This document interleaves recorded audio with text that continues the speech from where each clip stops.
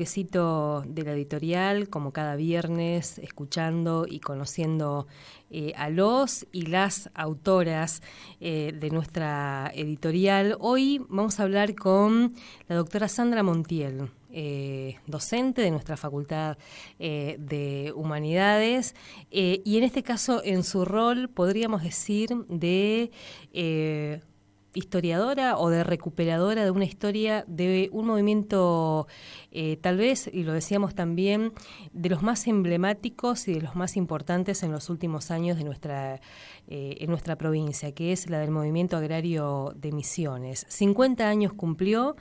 Venimos contando desde la celebración en sí hasta algunas cuestiones vinculadas a personajes y personalidades, referentes históricos de esa lucha. Y hoy vamos a charlar con Sandra, que está en línea. Sandra, muy buenos días, ¿cómo estás? Alicia Rivas te saluda.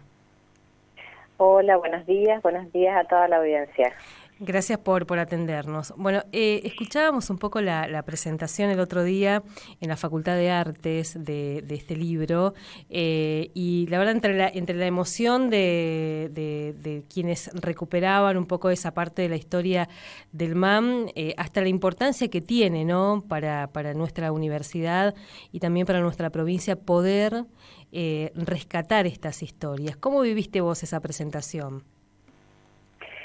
Bueno, la presentación fue muy emotiva, muy cargada de recuerdos, de momentos, desde los dirigentes del movimiento agrario misionero, bueno, y en mi caso, como también como investigadora y parte de, puedo decir, no del MAM, porque no fui integrante del MAM, pero sí de lo que fue esa historia, porque todo el proceso de investigación llevó varios años.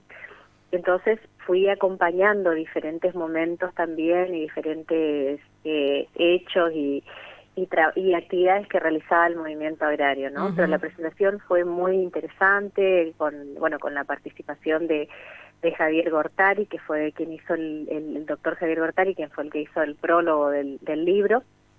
Y además, contó con la presencia también del decano, de la vicedecana, de otras autoridades de la facultad de Artes, y por supuesto con la participación de Eugenio Casalaba, Moncho uh-huh. Enríquez, y después de otros dirigentes y productores del movimiento agrario misionero y familiares que estaban allí, que también dieron testimonios. O sea, hablar de Pedro y Enrique Pechac, y estando Anita Pechac, la uh-huh. hermana ahí, es muy emotivo. Eduardo Zurakowski, que también estaba allí, fue una de las personas a quien yo hice las entrevistas, y de quien había mucho testimonio en el texto, ¿no? Uh-huh. Después también, obviamente, Eugenio Casalaba, y en el tema es que el libro, el trabajo de investigación, hoy transformado en libro, tomó testimonios. Yo fui haciendo entrevistas a varias personas que fallecieron posteriormente, uh-huh. ¿no? Entonces también creo que hoy tiene un valor agregado, porque esos testimonios no están, quedaron plasmados uh-huh, en el libro, uh-huh. con la figura, por ejemplo, de Michelle Guilbar, de Enrique Pechac, de varios productores de la zona centro, que en su momento tuve la posibilidad y el privilegio de hacerle las entrevistas. Y recuperar su palabra hoy verdaderamente es muy importante, uh-huh. ¿no? Sandra, recordanos este trabajo de investigación, a la parte de una tesis. ¿En qué periodo histórico hiciste la investigación? Este trabajo de investigación fue presentado como tesis de la licenciatura en Antropología Social uh-huh. en el año 2000. Pero yo venía trabajando ya como para la tesis, pero también venía trabajando anteriormente en un proyecto de investigación denominado PISPAD, en un programa de investigación PISPAD y en un proyecto de investigación en particular bajo la dirección de Gabriela Schiavoni. Uh-huh. Entonces, el trabajo en realidad tiene 6 años, ¿sí? Duró 6 años este proceso, donde fui acompañando reuniones, actividades, talleres, jornadas de capacitación, después los paros agrarios, como el paro del 95, Y bueno, y por supuesto fui haciendo entrevistas, tuve la posibilidad a partir de estar vinculada, de hacer entrevistas a dirigentes de antes del MAM, que seguían en el MAM, ¿sí? Que seguían participando activamente, el caso de Enrique, de Eugenio y de Michelle Gilbert, y de otros, y de Eduardo Surakowski, y de productores, ¿sí? Que formaron parte antes del MAM del 70, ¿sí? Que seguían participando mínimamente, no con el nivel de actividad que tenían anteriormente, pero que sí estaban participando los dos momentos, y de los nuevos productores que se incorporaron en este periodo de la década de los 90. Porque justamente lo que yo marco dentro de este trabajo que hice es que considero que el MAM pasó por tres momentos, ¿sí? Un primer momento que era el momento de la creación, del auge y de la expansión que tuvo el MAM, podemos decir desde el 70, o sea, el MAM empieza a tener sus orígenes, podemos decir, a partir del movimiento rural cristiano, de distintas reuniones que se desarrollaban en diferentes puntos de la provincia, y van haciendo esta necesidad de crear una entidad gremial que sea exclusivamente para los productores, ¿no? Y ahí entonces es que el 28 de agosto de 1971 se crea, o sea, se presenta formalmente como entidad gremial, y bueno, y se presentan todos los objetivos, lineamientos, y en ese momento, bueno, empieza también por una serie de protestas y reclamos que hacen, empieza a adquirir mayor fuerza, se va expandiendo en toda la provincia, porque llegaron a tener casi 300 núcleos de base, distribuidos territorialmente a lo largo y ancho de toda la provincia. Después pasa por un momento de ruptura, ¿sí? Cerca entrada ya la década del 70, a mediados del 70, y después viene la dictadura militar que sí, digamos, tuvo como foco en la provincia, como uno de sus focos, a los productores agrarios en las dos entidades que tenían más fuerza y más virulencia, en el sentido de más participación, más presencia, más actividad de protesta, que eran las ligas agrarias de Misiones y el movimiento agrario de Misiones. Basta con ver la lista de perseguidos, de detenidos, desaparecidos, de secuestrados, ¿no? Para dimensionar que la represión vino con un foco en particular, digamos, ¿no? Que es la de este sector de trabajadores y de pequeños productores. Exactamente, este proceso que fue de detenciones, secuestros, asesinatos, desapariciones y exilio, ¿sí? Y tortura, y mucha tortura, generó un amedrentamiento digamos, porque fue exactamente digamos, el nombre, la denominación que tiene, que fue el terrorismo de Estado, generó un nivel de miedo, de terrorismo, en relación a las posibilidades de que vuelva, sí, otra vez otro golpe militar, y de todo lo que la violencia y la violación a los derechos humanos y civiles, políticos, que tuvo esta época, que después del proceso de reconstrucción en democracia se demora quizás un poco más que en otras entidades gremiales, porque la segunda etapa que marcamos como segundo momento, si bien hay algunos encuentros en el 83, empieza así a tener más actividad y más presencia nuevamente el MAM, ¿sí?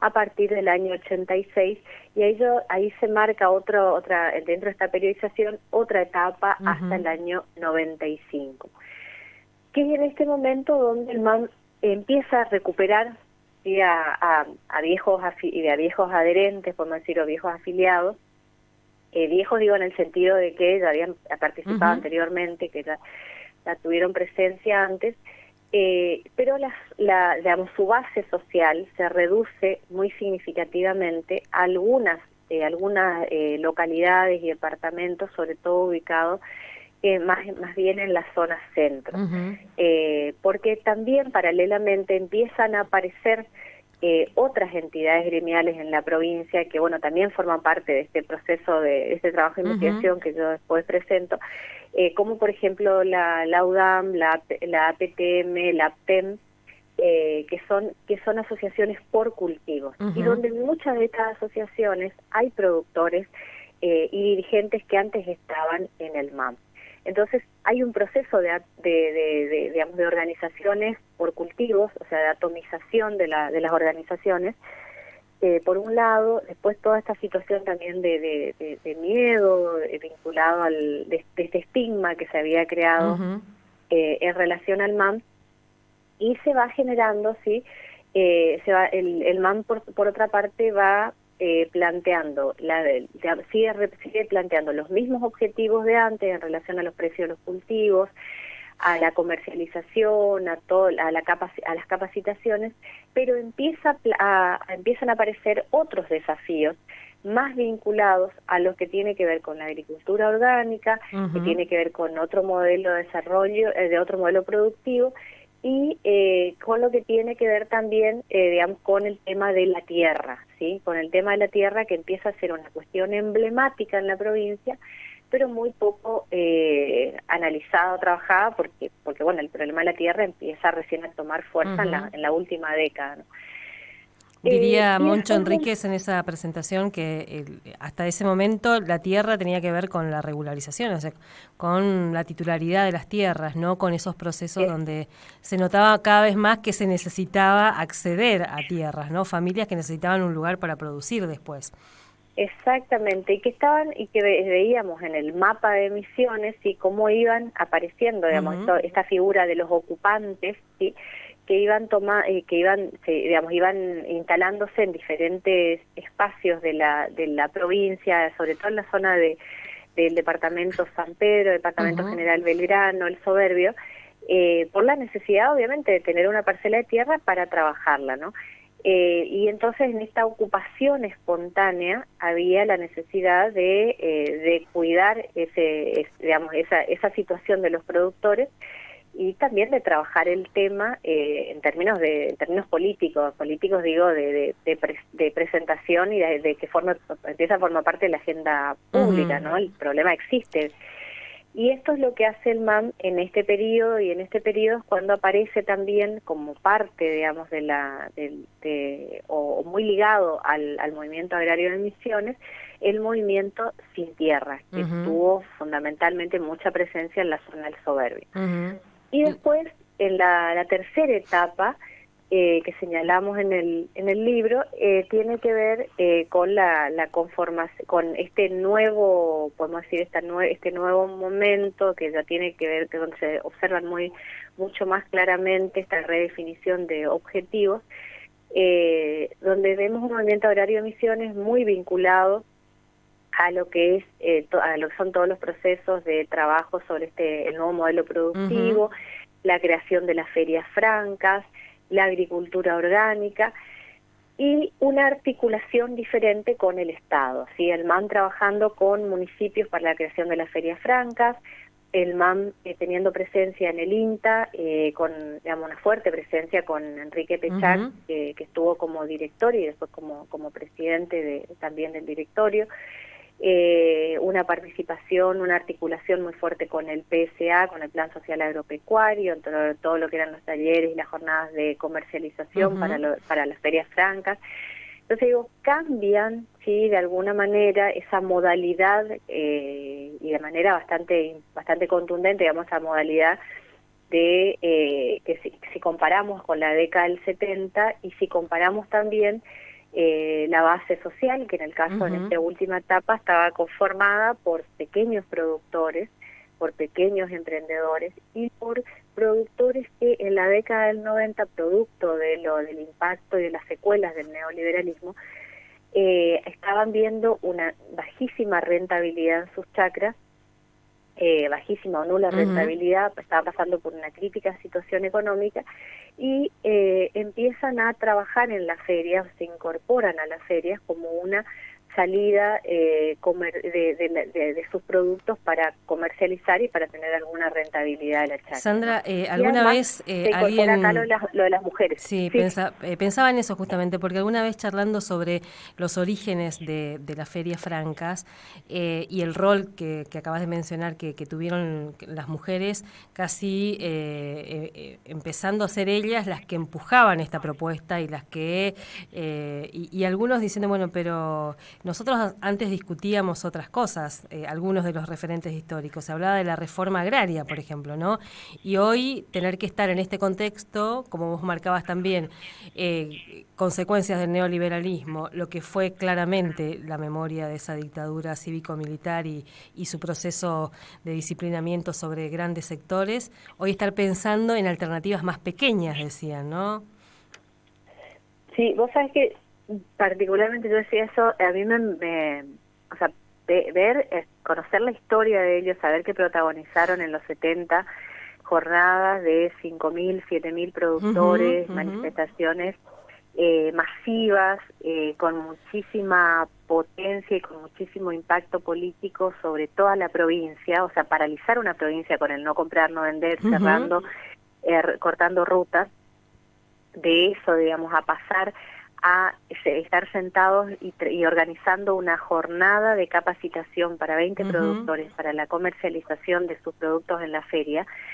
Yo creo que, y permítanme una opinión personal, para mí tiene una magnitud y una dimensión enorme, porque muestra la capacidad de esos dirigentes y de esos representantes de comprender el nuevo contexto histórico que era en la década de los 90, era lo que se podía, buscar alternativas para esos productores que porque no había respuestas del gobierno provincial en ese momento. O sea, recordemos que estábamos en una provincia en los 90 que decía que Misiones tenía que ser una provincia agrícola. Claramente no había ni tenía intenciones de que haya. Entonces, buscar nuevas alternativas y comprender también, tener la visión de comprender que se venía un nuevo, o sea, no es que se venía, existía, pero que en la provincia no se discutía y ellos eran los únicos que planteaban y discutían en ese momento el modelo productivo, la agricultura orgánica, discutir el tema de los agrotóxicos, que en ese momento no se quería hablar, el tema de las tierras. Y lo de la Feria Franca, que uno no, digamos, por ahí cuesta verlo desde acá, pero bueno, yo tuve la posibilidad de participar en varias jornadas que ellos hicieron con productores que venían de San Juan, de Catamarca, de Salta, de diferentes provincias, a conocer el modelo y a ver cómo podían hacerlo, replicarlos ellos en sus provincias. O sea, lo que se generó desde acá, que fue de alguna manera como un semillero que sirvió también para otras provincias, creo que eso es sumamente importante, ¿no? Además ese vínculo que se generó, digamos, ¿no?, entre los pequeños productores, los agricultores y esta población urbana. Decía, creo que también Eugenio en esa presentación, estaban entregando alimentos en un momento donde había realmente escasez y problemáticas vinculadas a la alimentación, a poder garantizar derechos básicos, y ellos estaban introduciendo alimentos sanos con conceptos vinculados al precio justo, a la comercialización justa, y además vinculándose en espacios de encuentro, ¿no? Era el momento, o sea, planteando primero una lógica primero la posibilidad o el cambio dentro de la chacra de pensar en salir a vender los productos que hacían, pero para salir ellos mismos a vender, no entregarle a otro para que venda, sino salir a vender ellos mismos. Que salgan las mujeres, que siempre fueron las que quedaron en la casa trabajando, junto también con los hombres obviamente, pero después a la hora de comercializar, el que llevaba el producto al secadero, el que llevaba el producto a la cooperativa era el hombre. Ahora lo hacían mayoritariamente las mujeres. el vincularse con la población, digamos, en las ciudades, en los pueblos, sí, con la gente de las ciudades, por un lado, y por ende también aprender a vender, sí, a comercializar. Y después el concepto también de soberanía alimentaria, el concepto de trabajar con alimentos en la época del trueque, porque también hay que recordar esto, o sea, nosotros pasamos por todo eso en la década de los 90. Entonces, pensar alternativas realmente interesantes que hoy, bueno, hoy nosotros vemos, sí, que hoy aparece como una cuestión absolutamente común y de alguna manera incorporada, sí, en el discurso, en la terminología y en las prácticas, el tema de lo orgánico, el tema de la soberanía alimentaria, el tema del otro modelo productivo, pero que en ese momento era como algo parecía tan alejado, ¿no? Y bueno, y ellos fueron trabajando en esta lógica y en esta perspectiva, y bueno, creo que eso también fue sumamente valioso, porque además empezaron a incorporar otros productores, los más pequeños, los que tenían menos rentabilidad, los que no tenían resuelto el problema de la ocupación de la tierra. Entonces también la mirada, sí, giró hacia otros actores. Por eso en esta presentación que yo hago del libro, justamente lo que muestro es cómo las diferencias que hay en los tres momentos en relación a la base social, en relación a los lineamientos, a las formas de participación y comunicación, a la relación con otros actores digo, organizaciones gremiales, organizaciones sociales, iglesia, partidos políticos, y después a la relación con el Estado, ¿no? Que eso hay diferencias en cada uno de los momentos, por lo menos desde la visión que se trabaja en este libro, digo, no Sandra, significa que sea así. Claro, y en tu rol, en este caso de autora, ¿no? Porque bueno, estos tres momentos que son además momentos muy fuertes de nuestra historia reciente, ¿no? ¿Cómo fue ese proceso? En tu caso además, si bien no sos parte del MAM, pero la cercanía hasta familiar, digamos, poder encontrarte con esa historia, de donde se estaba discutiendo un proceso de organización impresionante en un contexto nacional, internacional, como lo decía también Moncho en esa presentación, Moncho Enríquez, de manera muy gráfica, muy interesante, y después la dictadura, después el regreso de la democracia, me imagino lo que habrá sido también para los sobrevivientes de ese terrible proceso, ir recuperando a sus compañeros, encontrándose con lo que dejó la dictadura y ese después. ¿Cómo fue para vos, como autora y como investigadora, enfrentarse a esa historia? Bueno, siempre fue muy emotivo y muy movilizador. Yo, bueno, digamos, a mí la historia del MAM me atravesó, digamos, en forma, no puedo decirla directa, pero sí indirecta, porque, bueno, el vínculo familiar con la familia Casalava, que es la familia materna, ¿sí? Donde siempre estuvimos muy relacionados y donde, bueno, pasamos nuestra infancia de alguna manera. Nosotros vivíamos lejos porque vivíamos en Bernardo de Irigoyen, pero veníamos todos los eneros, estábamos ahí, y después en todas las actividades, los eventos familiares. Entonces siempre desde chiquita, que fue, digamos, el proceso el momento de la dictadura, siempre fui escuchando todas las conversaciones, lo que se hablaban, me acuerdo momentos así donde aparecían algunos de estos dirigentes, hablaban, conversaban qué estaba pasando, el exilio, me acuerdo mucho que se hablaba mucho del exilio de Michel, que estaba preso Enrique, que después, bueno, el acompañar también el proceso de la vuelta de Enrique, ya era, digamos, era adolescente, pero ya acompañar el regreso de Enrique, verlo, saber qué había pasado, o sea, fue como, de alguna manera, creo que eso es lo que tiene el movimiento agrario, que refleja pero tan claramente todo lo que pasó en nuestro país y en nuestra provincia. Es como un reflejo, sí, de lo que fue pasando. Lo que fue pasando con la organización refleja muy claramente lo que iba pasando en el país, ¿sí? Y lo que iba pasando en la provincia. Y entonces y a la vez fui acompañando siempre, digamos, todos los relatos familiares de todo lo que pasaba, y me fui obviamente interiorizando, conocía mucho de los productores y de los dirigentes a partir de este vínculo. ¿Y cuándo También, dejó de ser un estigma pertenecer al movimiento agrario de Misiones, y cuándo empezó a contarse desde otro lugar? Porque también eso fue un proceso, ¿no?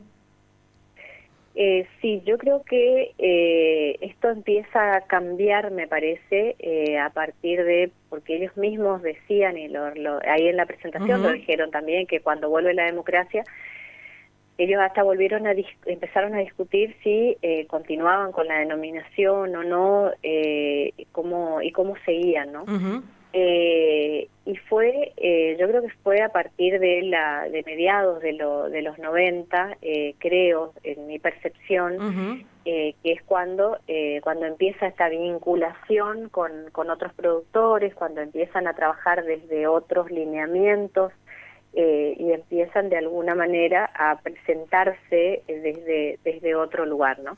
¿Por qué? Porque el MAM representa justamente, me parece, representa esto, ¿no? Representa, por un lado, el orgullo enorme de toda la lucha que vivieron, ¿sí? En la década de los 70, la lucha, digo, en el sentido de la lucha masiva, de la lucha con un altísimo nivel de participación, pero también representa el dolor y la tristeza por lo que sufrieron, por lo que padecieron, porque bueno, a eso también iba. Cuando a mí me tocó hacerle entrevistas, porque hice muchas entrevistas y varias entrevistas a los dirigentes, hubo entrevistas que eran muy, muy duras, muy, muy tristes, digamos, cuando te relataban, digamos, había momentos muy difíciles de vivirlos para ellos, y bueno, para quien entrevista, que más allá de que uno no lo demuestre, pero que obviamente, digamos, cuando terminaba la entrevista era difícil, digamos, seguir, ¿no? Pues justamente por esto, porque estaba muy cargado de momentos, sobre todo los momentos de la dictadura, y bueno, el relato de lo que fue era muy, muy complejo, ¿no?